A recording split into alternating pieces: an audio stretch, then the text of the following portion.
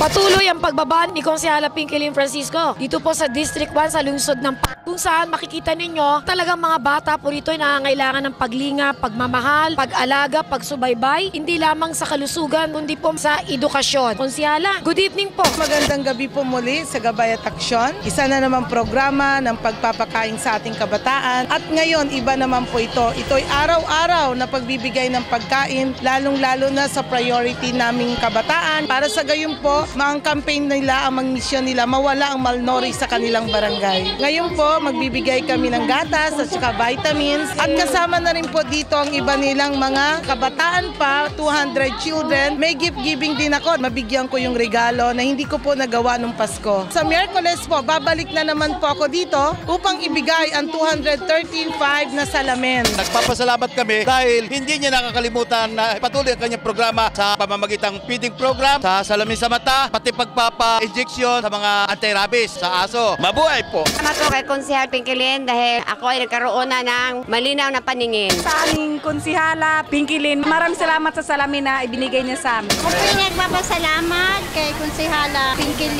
po'y nagkaroon ng salamin. Ako'y makakakita na po ngayon. Napakalaking tulong ng ginagawa nitong si Konsehala Pinky sa mga ganitong klase naming mahihirap na walang ma-provide na salamin. Mama, buhay po kayo. Tuloy-tuloy pa rin po ang laser operation. Marami na rin po kami napaoperahan. Tuloy-tuloy din po ang aking assistant sa elementary, sa high school at lalong-lalo na sa kolehiyo. Sana po ang aking misyon pagdating ng panahon, uunlad ang Pasay kasi lahat sila edukada na. Ang dami-dami yung proyekto pa araw-araw. Yung resources daw po ng Konsehala Pinky, paano rin po napapagkasyalan? Lagi ko ngang sinasabi nung ako'y naging barangay chairman, lagi ako may mga programa. Ngayon po, sinishare ko lang po yung mga kaibigan ko na behind the scene na tumutulong. Halos hindi ko na po magawa pa yung iba pa kasi kung pwede nga lang po araw-araw na maglingkod bayan ako sa lahat ng mga barangay. Sila ang nagpupostro sa akin na ituloy lahat ng aking programang nagawa nung ako'y barangay chairman. Meron naman po akong PubCorp Fund galing sa Metro Data Foundation. Meron din po akong Special Project Fund na yung po binibigay lahat sa tao. Bakit ganado yung mga batang niya magsayaw, mag-perform, maging aktibo, maging talento?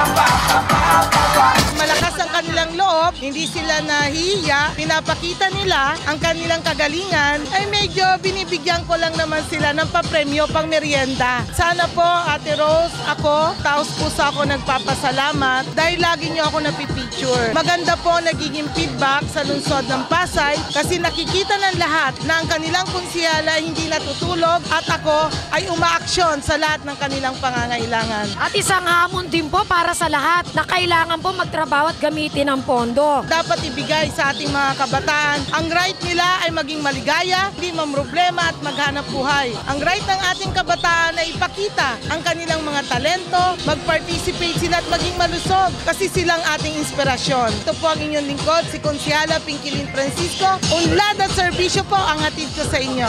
Mga kaibigan, Councilor Pinky Francisco, ang #1 konsehal po sa lungsod ng Pasay na sinasagad ang pondo para kapakinabangan po sa kanyang mga kabayan dito sa District 1.